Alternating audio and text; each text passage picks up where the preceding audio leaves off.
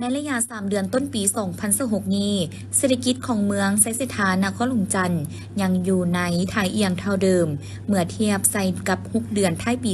2025 ที่ผ่านมา ตัวเลขการเติบโตทางเศรษฐกิจขยายตัวอยู่ในระดับ 8.28 ส่วนห้อย สามารถสร้างมูลค่าเพิ่มรวมยอดผลิตภัณฑ์ภายในหรือ GDP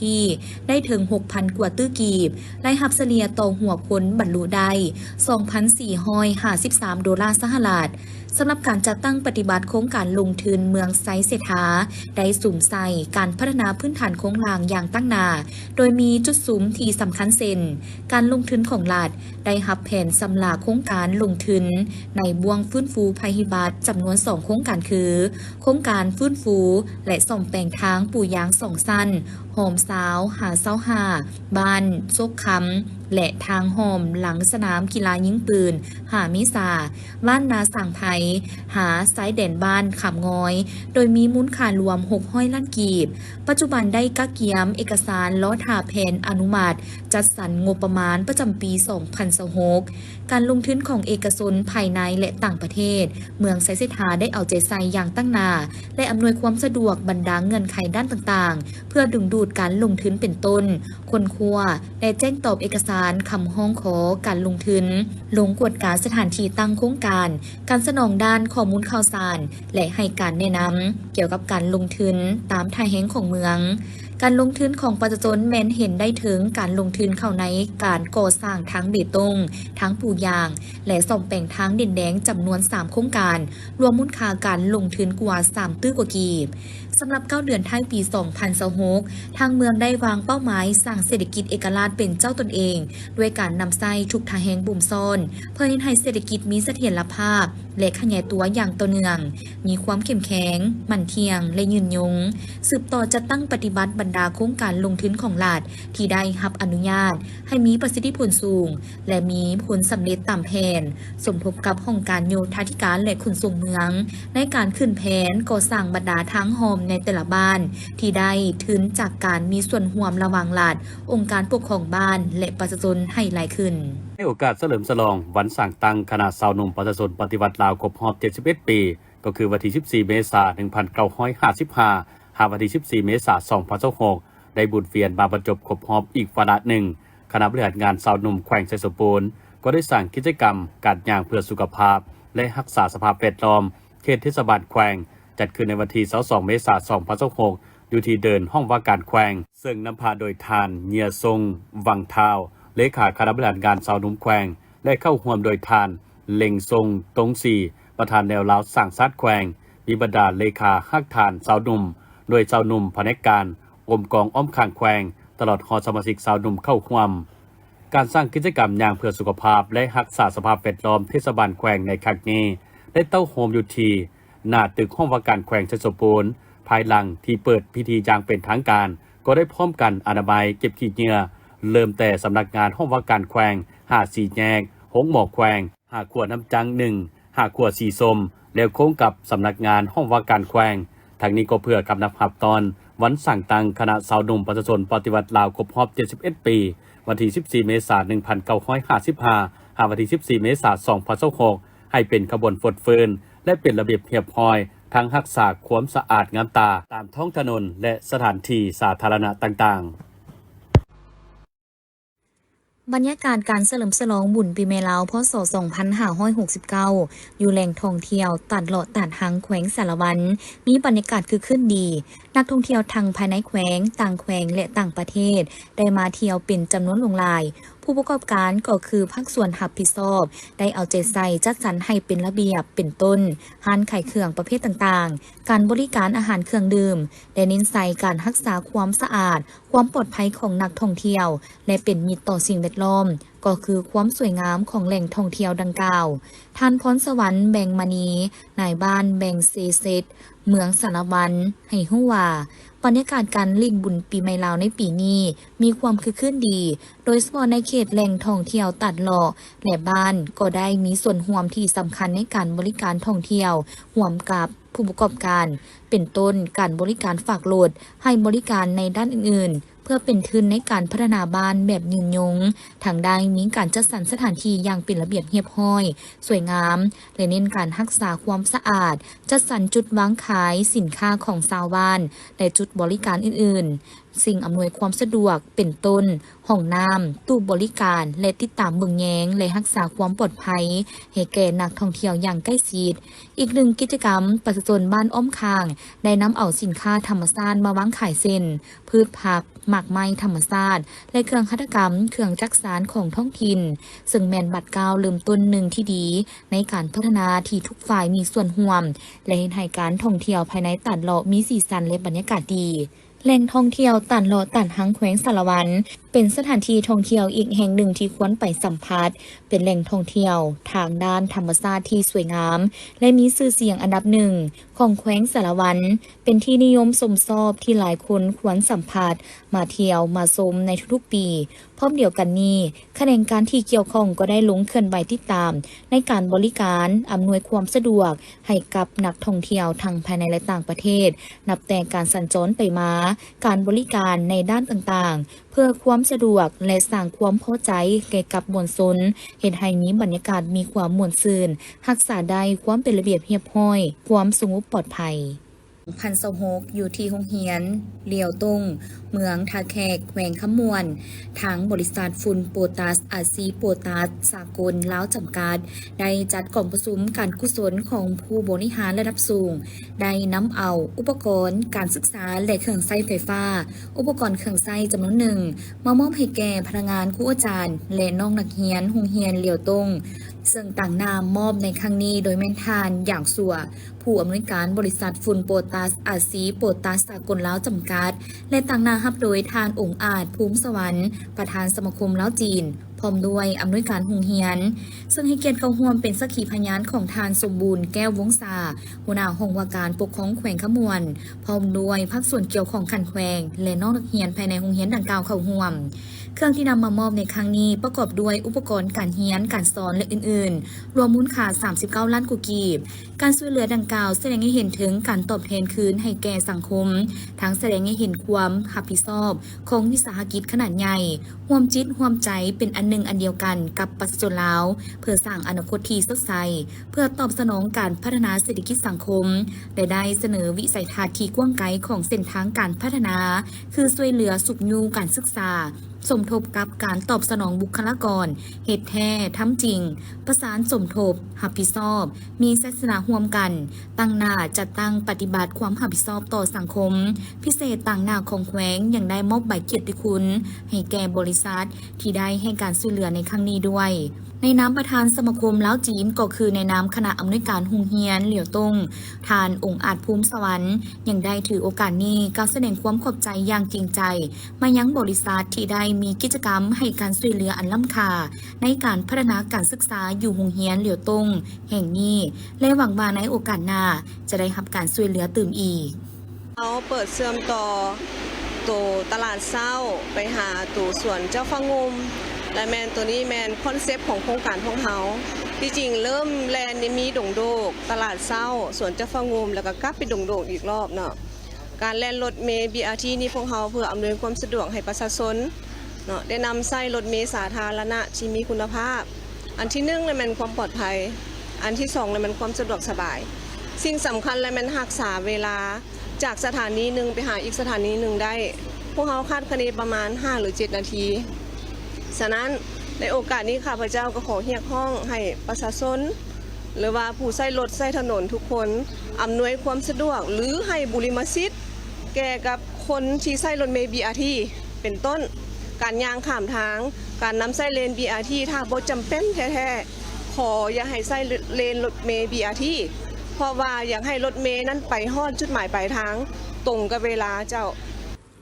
การขยายเส้นทางไปฮอดสวนเจ้าฟ้างุมในครั้งนี้คาดว่าจะช่วยลดพรความแออัดของการสัญจรในเขตใจกลางตัวเมืองและสุขยูให้ชาวนครหลวงจันทน์หันมาใช้บริการขนส่งสาธารณะที่เป็นมิตรต่อสิ่งแวดล้อมและมีความปลอดภัยสูงขึ้นท่านนางคำสอนคำภูมิต่างหน้าเจ้าของฮานเบียร์วุ้นขอบปุ้นเจ้าขิงได้สัมภาษณ์ว่า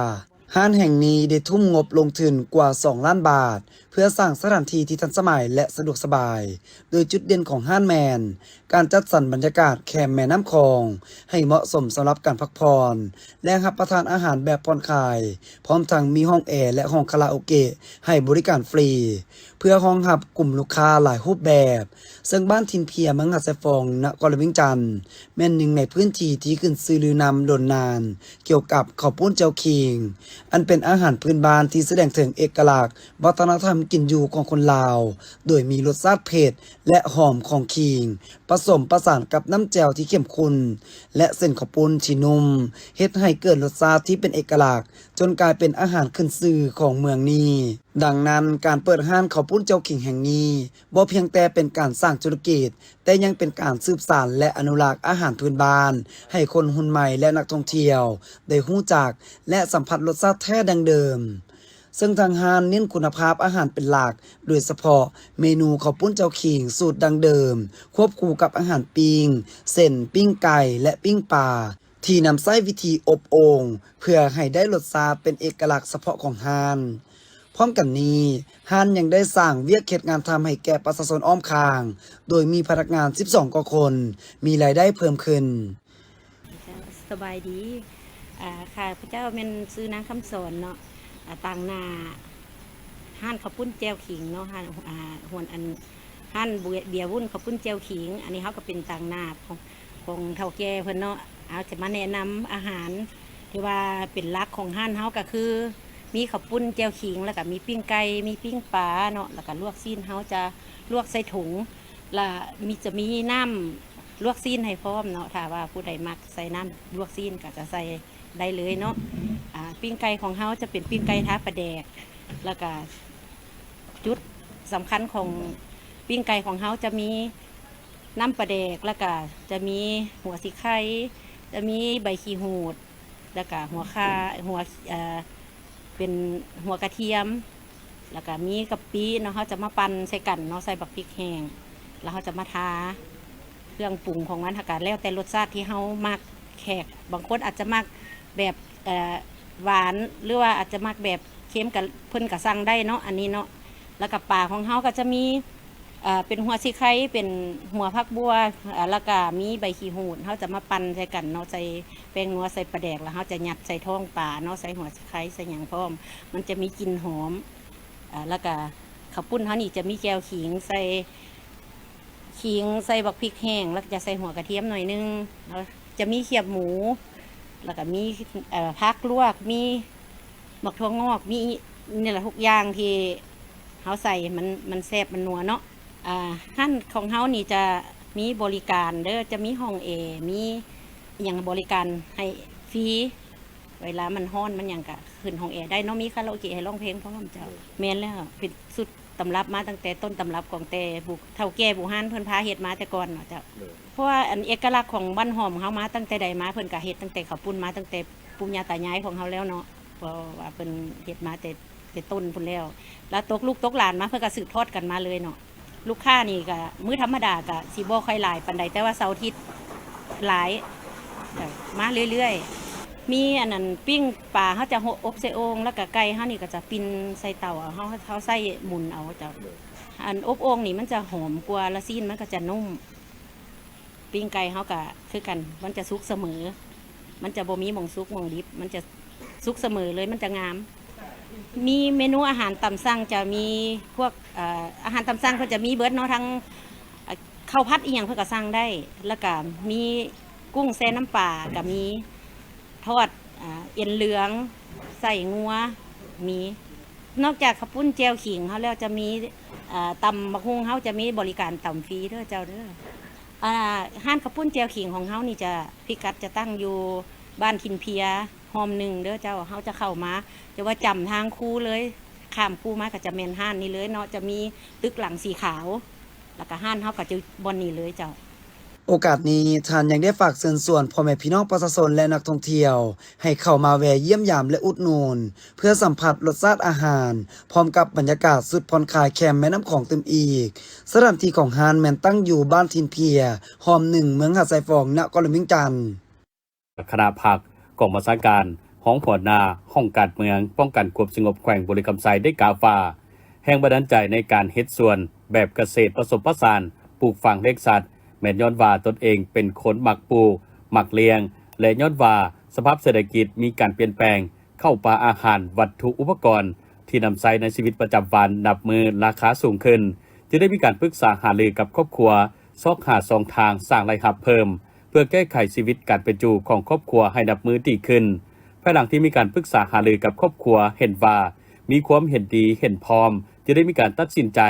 เฮ็ดสวนแบบเกษตรผสมโดยมีการปลูกฝังเลี้ยงสัตว์และได้เริ่มลงมือปฏิบัติจัดตั้งมาตั้งแต่ปี2020ส่วนทุนที่นำใช้เข้าในการเฮ็ดสวนปลูกฝังเลี้ยงสัตว์แม่นเงินที่ได้จากการค้าขายของครอบครัวและส่วนหนึ่งได้มาจากการเก็บทอนเงินเดือนของตนเองในเบื้องต้นได้มีการลงทุนซื้อดินเพื่อเฮ็ดสวนและจกหนองปลาจำนวน3หนองต้นทุนทั้งหมด300ล้านกีบเพื่อเลี้ยงปลาเคิงปลาแคปลาดุกและปลานิลนอกจากนั้นยังมีการเลี้ยงกบและพ่อพันธุ์ลูกกบน้อยขายส่วนตลาดในการจำหน่ายแม่นตลาดทั่วไปพร้อมทางป้อนเข้าโรงเรียนป้องกันความสงบสันตนเลข4ค่ายคุมขังดัดสร้างป้องกันความสงบแขวงและป้อนเข้าร้านอาหารของครอบครัวเฉลี่ยรายรับจากการเลี้ยงกบเพาะพันธุ์ลูกกบน้อยและเลี้ยงปลาขายประมาณ70ล้านกีบต่อปีนอกจากการเลี้ยงปลาเลี้ยงกบและเพาะพันธุ์ลูกกบน้อยขายแล้วครอบครัวพันโทสุขไลวันแก้วดวงศรียังได้เลี้ยงเป็ดเลี้ยงไก่ปลูกไม้ให้หมากหลายชนิดเป็นต้นแมนหมากพร้าวหมากนัดหมากมังกรหมากมีหมากกล้วยและอื่นๆสามารถนำไปขายและสร้างรายรับได้หลายพอสมควรในแต่ละปีสำหรับทิศทางแผนการในต่อหน้าเพื่อยังจะสืบต่อสุ่มใส่ในการปลูกฝังเลี้ยงสัตว์เอาใจใส่ในการบำบัดปกปักรักษาเครื่องปลูกของฝังที่มีอยู่แล้วให้มีการเติบใหญ่ขยายตัวดีขึ้นไปเรื่อยๆส่วนกิจกรรมหลักๆที่สุ่มใส่ในต่อหน้าแม้นเห็นว่าการเพาะพันธุ์ลูกกบน้อยขายแม้นมีความต้องการหลายในท้องตลาดฉะนั้นจึงจะมีการขยายเพิ่มให้ได้อย่างต่ำ 100,000 ตัวต่อปีราคา 1,000 กีบต่อตัวตกเป็นเงินประมาณ100ล้านกีบต่อปีจะสืบต่อขยายและเลี้ยงกบขายให้ได้ 10,000 ตัวต่อปีน้ำหนักประมาณ 1,000 กิโลกรัมราคาขายกบ 60,000 กีบต่อกิโลกรัมหรือประมาณ60ล้านกีบต่อปีเฉลี่ยรายรับรวมจากการเลี้ยงกบและเพาะพันธุ์ลูกกบน้อยขายให้ได้160ล้านกีบต่อปียังบ่รวมรายรับจากการขายเครื่องปลูกของฝังอื่นๆอีกจำนวนหนึ่งผ่านการเก็บรายรับจากการเฮ็ดสวนปลูกฝังเลี้ยงสัตว์การเก็บทอนจากเงินเดือนและรายรับจากการค้าขายของครอบครัวระยะ5ปีผ่านมาจึงสามารถสร้างเรือนสวนมูลค่า700ล้านกว่ากีบได้1หลังทั้งหมดนั้นได้มาจากความขยันบุกเบินสู่สวนของตนเองและครอบครัวมาฮอดปัจจุบันเห็นว่าครอบครัวพันโทสุขไลวันแก้วดวงศรีสามารถกู้ตนเองเพิ่งตนเองและสร้างความเข้มแข็งด้วยตนเองตามแนวทางของพรรคลัดวางออกและกลายเป็นครอบครัวตัวแบบที่ดีให้แก่นายและพลตำรวจในกำลังป้องกันความสงบอีกด้วยในระหว่างวันที่22 เมษายน 2026 นี้แผนกยุติธรรมแขวงจำปาสักได้ต้อนรับคณะผู้แทนแผนกยุติธรรมแขวงแข่งหัวสาธารณรัฐสังคมนิยมเวียดนามที่เดินทางมาเคลื่อนไหวพบปะแลกเปลี่ยนบทเรียนกับแผนกยุติธรรมแขวงจำปาสักซึ่งให้เกียรติต้อนรับโดยท่านสอนสวรรค์ศรีวิไลหัวหน้าแผนกยุติธรรมแขวงจำปาสักพร้อมโดยคณะผู้แทนแผนกยุติธรรมแขวงแข่งหัวสาธารณรัฐสังคมนิยมเวียดนามนำพาเดินทางการเคลื่อนไหวเวียกงานในครั้งนี้นำพาโดยท่านเจินวันเหี่ยวหัวหน้าแผนกยุติธรรมแขวงแข่งหัวพร้อมด้วยคณะเข้าร่วมกองประชุมพบปะแลกเปลี่ยนบทเรียน2ฝ่ายแม้นจัดขึ้นในวันที่21 เมษายน 2026 โดยการเป็นประธานร่วมระหว่างท่านสอนสวรรค์ศรีวิไลหัวหน้าแผนกยุติธรรมแขวงจำปาสักและท่านเจินวันหัวหน้าแผนกยุติธรรมแขวงแข่งหัวซึ่งผู้แทนทั้งสองฝ่ายได้ผลัดเปลี่ยนการรายงานการเคลื่อนไหวการจัดตั้งปฏิบัติเวกงานยุติธรรมระยะที่ผ่านมาซึ่งบรรดาผู้แทนที่เข้าร่วมกองประชุมได้มีการแลกเปลี่ยนทอดถอนบทเรียนโดยเฉพาะแม้นเวกงานการสร้างและปรับปรุงนิติกรรมใต้กฎหมายเวกงานโฆษณาเผยแพร่กฎหมายเวกงานทะเบียนสารเวกงานจดทะเบียนการแต่งดองระหว่างพลเมืองลาวกับคนต่างประเทศและการจดทะเบียนการเกิดที่พัวพันกับคนต่างประเทศคนต่างดาวในการมาแลกเปลี่ยนบทเรียนในครั้งนี้แผนกยุติธรรมแขวงแข่งหัวได้ให้การช่วยเหลือเครื่องอิเล็กทรอนิกส์จำนวนหนึ่งเพื่อประกอบส่วนเข้าในเวกงานที่สำคัญของพรรครัฐนอกจากนั้นยังได้เสริมขยายการพัวพันหบมือให้เลิกซึ้งกว้างขวางขึ้นกว่าเก่า สืบต่อให้การช่วยเหลือในเวียกงานต่างๆที่นอนอยู่ในหน้าที่แผนกกิจธรรมแขวงเวียงจันทน์นำโดยทานนางวิไลวรจันทารตีรองประธานคณะกรรมการปกครองนครหลวงจันทน์และทานภูวงศ์บุญสูประธานคณะกรรมการปกครองแขวงเวียงจันทน์ได้ลงเยี่ยมยามและแลกเปลี่ยนทดทอนบทเรียนการจัดตั้งปฏิบัติเวียกงานการสร้างตั้งตาแสงอยู่เมืองเศรษฐนีนครหลวงจันทน์ในตอนบ่ายของวันที่22เมษายน2026อยู่ที่ตาแสงสร้างมีไซโดยการต้อนรับของทานเวียงคำสีหาโคตรเลขาคณะบริหารงานพรรคเมืองเศรษฐนีพร้อมด้วยห้องเลขาพรรคเมืองประธานคณะกรรมการปกครองเมืองคณะปกครองตาแสงสร้างมีไซและภาคส่วนเกี่ยวข้องเข้าร่วมในการลงเยี่ยมยามครั้งนี้การนำนครหลวงจันทน์และแขวงเวียงจันทน์ได้รับฟังการรายงานการเคลื่อนไหวเวียกงานการสร้างตั้งตาแสงสร้างมีไซในระยะผ่านมาจากองค์การปกครองเมืองเศรษฐนีพร้อมทางได้เลขเปลี่ยนบทเรียนเกี่ยวกับการจัดตั้งปฏิบัติเวียกงานตัวจริงของการสร้างตั้งตาแสงดังกล่าวเป็นต้นการก้าเกี่ยมรอบด้านเกี่ยวกับการสร้างตาแสงสร้างมีไซข้อสะดวกข้อยุ่งยากและบทเรียนถอดถอนได้ในเวียกงานสร้างตาแสงเพื่อเป็นข้อมูลให้แขวงเวียงจันทน์นำไปหมุนไส้ในการสร้างตาแสงให้ถูกต้องและสอดคล้องตามตัวจริงซึ่งตาแสงสร้างมีไซตั้งอยู่ฝากน้ำเงิมเบื้องทิศตะวันออกเฉียงเหนือของนครหลวงจันทน์ห่างจากใจกลางนครหลวง70กิโลเมตรห่างจากห้องว่าการเมืองเศรษฐนี55กิโลเมตรห่างจากเมืองปากเงิม31กิโลเมตรและห่างจากเมืองถูกคมแขวงเวียงจันทน์35กิโลเมตรประกอบมี24บ้านมีพลเมืองทั้งหมด 38,006 คนมี 6,481 ครอบครัวมี 7.3 หลังคาเรือนมี504หน่วยอัตราความหนาแน่นแม่น105คนต่อกิโลเมตรเจ้าท่านผู้ชมและข่าวต่อไปนี้จะพาท่านผู้ชมมาติดตามนครหลวงจันทน์กับแขวงเวียงจันทน์เสริมขยายการร่วมมือรอบด้านเพื่อให้การพัฒนาเศรษฐกิจสังคมมีความเติบใหญ่ขยายตัวไปพร้อมๆกันท่านอาสพังทองศรีพันดอนเลขาคณะบริหารงานพรรคประธานสภาประชาชนนครหลวงเวียงจันทน์ได้กล่าวมีความเห็นต่อการพบปะระหว่างนครหลวงเวียงจันทน์และแขวงเวียงจันทน์ว่าข้าพเจ้ามีความภาคภูมิใจเป็นอย่างยิ่งที่ได้นำพาการนำพนักงานหลักแหล่งของนครหลวงเวียงจันทน์เปิดกองประชุมพบปะแลกเปลี่ยนบทเรียนและการร่วมมือเวียกงานบางขบวนการร่วมกับการนำพนักงานหลักแหล่งของแขวงเวียงจันทน์โดยรวมแล้วการเฮ็ดเวียกร่วมกับการนำแขวงเวียงจันทน์ในครั้งนี้ก็ถือเป็นขีดหมายที่มีความหมายความสำคัญทั้งเป็นขีดหมายแห่งการร่วมมือทางด้านบุคลากรและการพัฒนาเศรษฐกิจสังคมระหว่างนครหลวงเวียงจันทน์และแขวงเวียงจันทน์ให้มีการพัฒนาไปพร้อมๆกันซึ่งนครหลวงเวียงจันทน์มีเมืองติดกับแขวงเวียงจันทน์3เมือง2บ้านคือเมืองสังทองมี3บ้านเมืองนาไซทองมี8บ้านและเมืองเศรษฐนีมี11บ้านโดยรวมแล้วประชาชนทั้ง2แขวงมีมูลเสือไปมาหาสู่กันมีการพัวพันเวียกงานป้องกันชาติป้องกันความสงบเวียกงานการค้าการลงทุนการท่องเที่ยวด้านเวียกงานการก่อสร้างหักฐานการเมืองเวียกงานพัฒนาชนบทแก้ไขความทุกข์ยากเวียกงานสามสร้างซึ่งกันและกันพนักงานระดับต่างๆของคันนครหลวงเวียงจันทน์และแขวงเวียงจันทน์ก็เคยมีการพบปะแลกเปลี่ยนบทเรียนน้ำกันในระยะที่ผ่านมา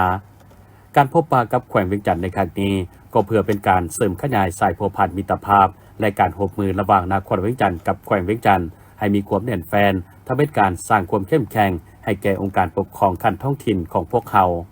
เลขาคณะพรรคนครหลวงเวียงจันทน์ยังกล่าวเติมอีกว่าข้าพเจ้าอยากให้มีขอบการร่วมมือร่วมกันระหว่างนครหลวงเวียงจันทน์กับแขวงเวียงจันทน์โดยเฉพาะแม่นขอบการร่วมมือรอบด้านเป็นโครงการระยะ5ปี2026-2030นอกนั้นจึงพันขยายเป็นแผนการจะตั้งปฏิบัติแต่ละปีของแต่ละแขนงการต้องเฮ็ดบทสัญญาการร่วมมือเป็นอันเฉพาะของแต่ละแขนงการ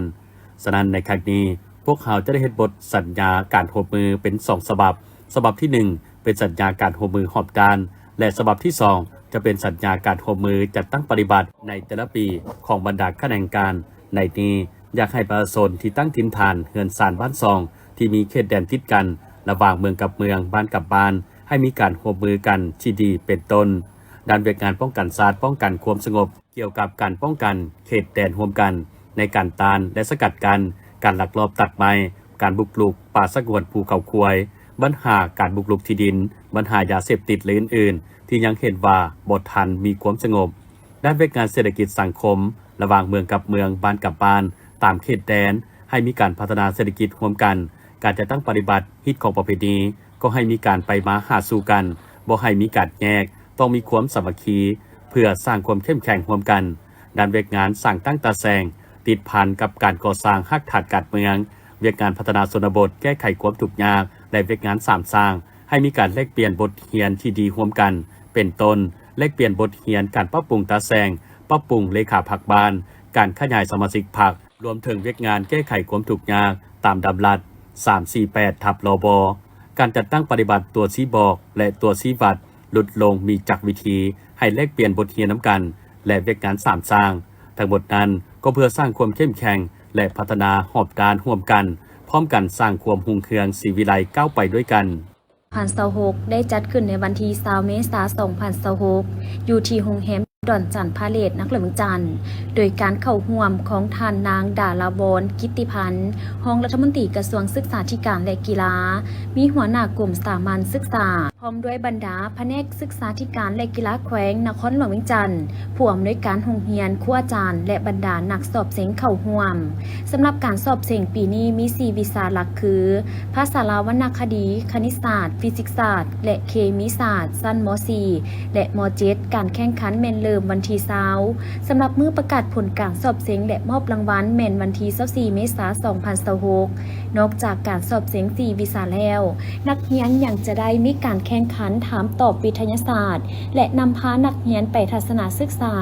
สถานที่ประวัติศาสตร์มูลเสื้อวัฒนธรรมทัศนศึกษาที่วิทยาลัยเทคนิควิชาชีพและโรงเรียนมัธยมนานาชาติตื่มอีกในศกเรียนนี้มีนักสอบเสียงมาจากนครหลวงเวียงจันทร์และ17แขวงในทั่วประเทศรวมทั้งหมด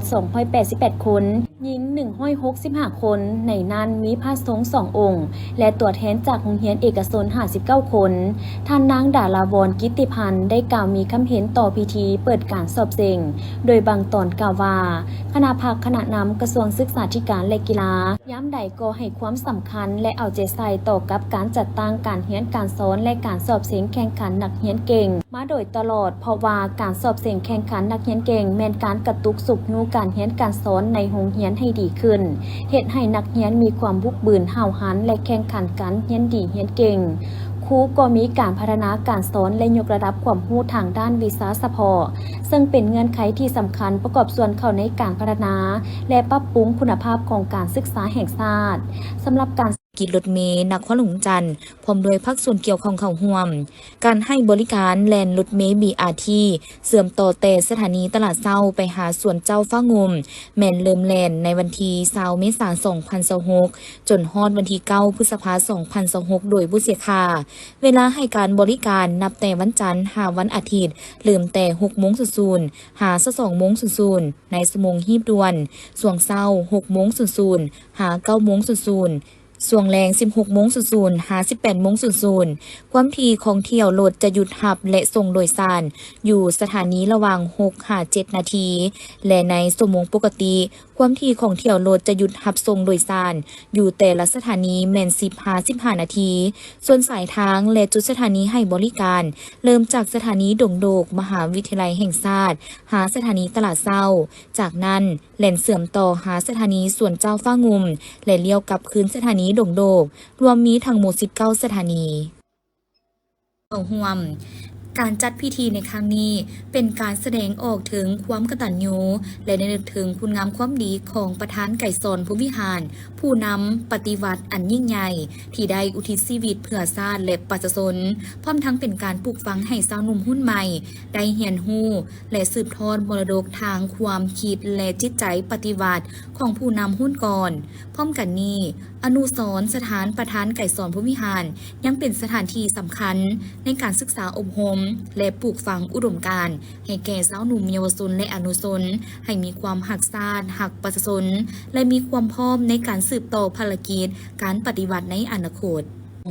2026พลเอกคำเลียงอุทาไกรสอนรองนายกรัฐมนตรีกระทรวงป้องกันประเทศได้ลงเคลื่อนไหวเยี่ยมยามและชี้นำเวียกงานอยู่กระทรวงเทคโนโลยีและการสื่อสารโดยให้การต้อนรับของปริญญาเอกสันติสุขสิมมาลวงศ์รัฐมนตรีกระทรวงเทคโนโลยีและการสื่อสาร พร้อมด้วยบรรดาห้องรัฐมนตรีหัวหน้าห้องการกรมศูนย์สถาบันองค์การอ้อมข้างกระทรวงเข้าร่วม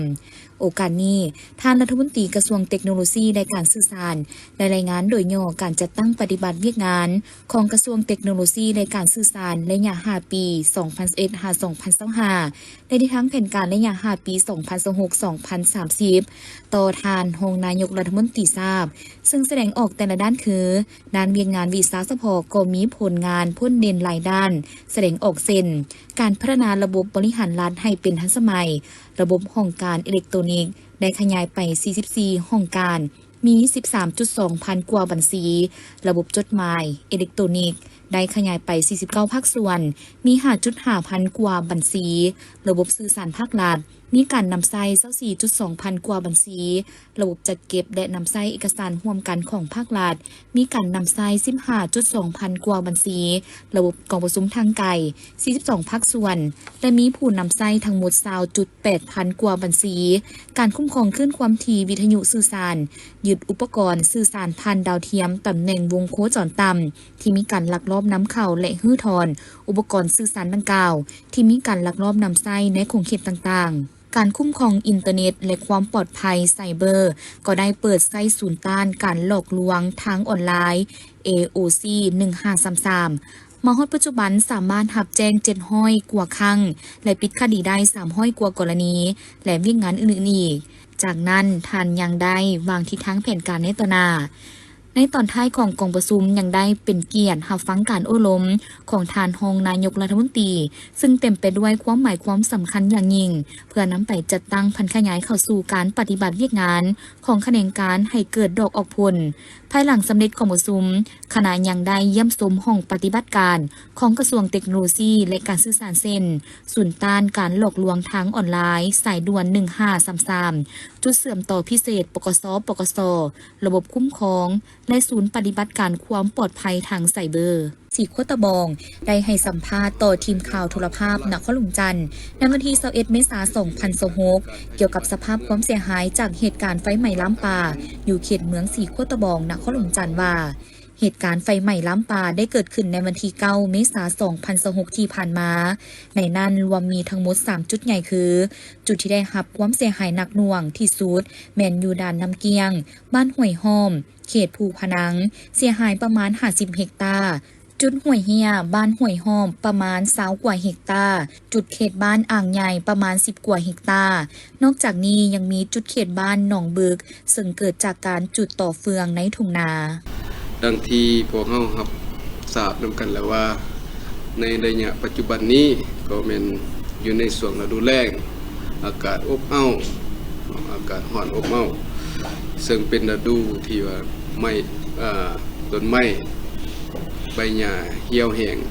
เป็นจำนวนหลายซึ่งอาจเกิดอาคีไฟได้ง่ายฉะนั้นระยะผ่านมาองค์การปกครองเมืองสีโคตะบองก็ได้แต่งตั้งคณะพิสอบขันเมืองเกี่ยวกับการต้านและสกัดกั้นไฟไหม้ลำปาอยู่ขอบเขตทั่วเมืองสีโคตะบองโดยได้เอาใจใส่ในการเผยแพร่โฆษณาให้พ่อแม่ประชาชนบรรดาเผ่าอยู่ภายในเมืองสีโคตะบองโดยเฉพาะกระจุดที่ว่ามีความร้อนแรงจุดที่มาเกิดอาคีไฟไหม้ลำปาในแต่ละปีหั้นซึ่งคณะพิสอบขันเมืองก็ได้ลงไปเผยแพร่โดยนำเอาคำสั่งเลขที่15ของนายกรัฐมนตรีว่าโดยการเพิ่มทวีเข้มงวดในการคุ้มครองและกวดกาป่าไม้กันและก็ขอตกลงของท่านเจ้าของนครหลวงเวียงจันทร์ฉบับเลขที่1083ลงวันที่2ตุลาคม2565ว่าโดยการคุ้มครองและกำจัดขี้เหงื่อในนครหลวงเวียงจันทร์ซึ่งแม้นว่าพวกเราได้โฆษณาเผยแพร่ถือว่าถึงแม้นว่าเราได้โฆษณาเผยแพร่นิติกรรมดังกล่าวแล้วแต่ก็ยังมีสภาพปรากฏการณ์เกิดขึ้นโดยเฉพาะกับไฟไหม้ลำปาซึ่งมีอยู่จำนวน3จุดสำหรับไฟไหม้ลำปาหันซึ่งเหตุให้เกิดมลพิษหรือว่าฝุ่น PM นี่เกิดขึ้นจำนวนหลายใน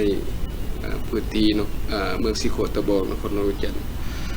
ซึ่งในนี้ข้าพเจ้าขอรายงานจุดที่เกิดขึ้นเนาะจุดที่1ก็เป็น อยู่ด้านน้ำเกี้ยงบ้านห้วยหอมเขตภูพนังมีความเสียหายประมาณ50กว่าเฮกตาร์จุดที่2อยู่ห้วยเหี้ย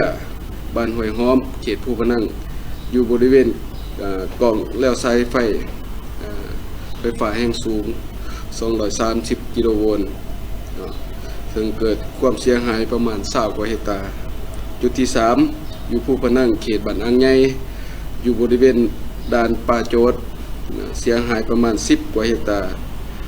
ในจำนวนไฟไหม้แม่นนอนอยู่ในป่าภูพนังทั้งเบิดเนาะคือว่าบ่มีเขตบ้านเรือนของพ่อแม่ประชาชนและสำหรับจุดที่4ก็แม่นอยู่บ้านหนองบึกเนาะบ้านหนองบึกได้มีบุคคลจำนวนหนึ่งนั่นแหละลักจูดต่อเฟืองเนาะเพื่อกาเกียมเฮ็ดหน้าในช่วงฤดูฝนซึ่งว่ามีอยู่จำนวนอยู่8ไร่เนาะสำหรับการนำใช้กำลังเข้าหมดไฟเนาะในผ่านมานี้โดยร่วมกับแม่นได้นำใช้พนักงานอยู่ในคณะกรรมการต้านไฟไหม้ลำปางหันซึ่งมีอยู่ทหารเมืองนี่47สหายของการกสิกรรมป่าไม้เมืองของการกสิกรรมและสิ่งแวดล้อมเมือง30กว่าสหายของว่าการปกครองเมือง13สหายและอาสาสมัครป่าไม้ขันบ้านนี่มีจำนวนอยู่20กว่าสหายถือว่ามหอดปัจจุบันนี้มันสามารถหมดไฟไม้ลามปลา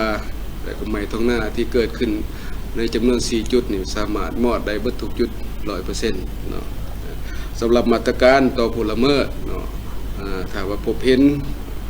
มันได้จะได้นำเอาผู้ที่ว่าจูดนั่นแหละมาเฮ็ดบันทึกศึกษาผมกล่าวเตือนแล้วก็กล่าวไปสู่การปรับไม้ตามระเบียบการสำหรับอยู่จุดว่าอยู่บ้านน้องบึกเนาะท้องหน้าการจูดท้องหน้าอยู่บ้านน้องบึกเพื่อเฮ็ดให้เฮ็ดหน้าในฤดูฝนนี้ก็แม่นทางบ้านก็ได้นำเอาโต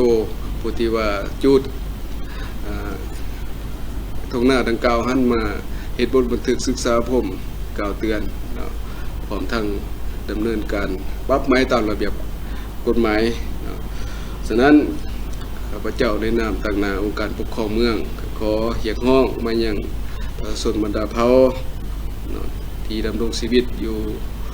เมืองสีโขตะบองก็คือนครหลวงเวียงจันทร์จงพร้อมกันจัดตั้งปฏิบัติตามมติตามคำสั่งตกลงต่างๆหรือว่านิติกรรมต่างๆที่คันถึงในลงเผยแพร่ให้ได้รับผลดีและพร้อมกันนั้นก็ช่วยกันเป็นหูเป็นตาหาพบเห็นบุคคลที่ว่าละเมิดในการจูดป่าจูดขี้เหงื่ออื่นก็ต้องได้แจ้งครับภาคส่วนเกี่ยวข้องในลงมากวดกาเพื่อบ่ให้เกิดสภาพไฟไหม้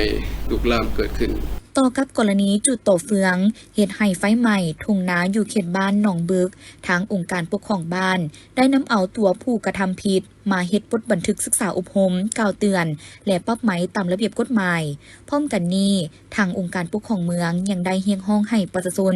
จงพร้อมกันปฏิบัติตามมติคำสั่งแจ้งการและข้อตกลงต่างๆที่คันถึงได้ลงเผยแพร่ให้รับรู้อย่างเข้มงวดพร้อมทั้งขอให้ช่วยกันเป็นหูเป็นตาหากพบการละเมิดจุดป่าจุดขี้เหงื่อก็สามารถแจ้งหาคณะรับผิดชอบภัยพิบัติเมืองสีโคตะบองได้ที่เบอร์ 233-333-63 ตลอด24 ชั่วโมงเพื่อร่วมกันรักษาสิ่งแวดล้อมและจัดตั้งปฏิบัติคำขวัญ6 สของนครหลวงจันทร์วางออกให้ปรากฏผลเป็นจริงในสายเฮ็ดให้เมืองสีโคตะบองก็คือนครหลวงจันทร์เป็นเมืองที่น่าอยู่และมีความยืนยง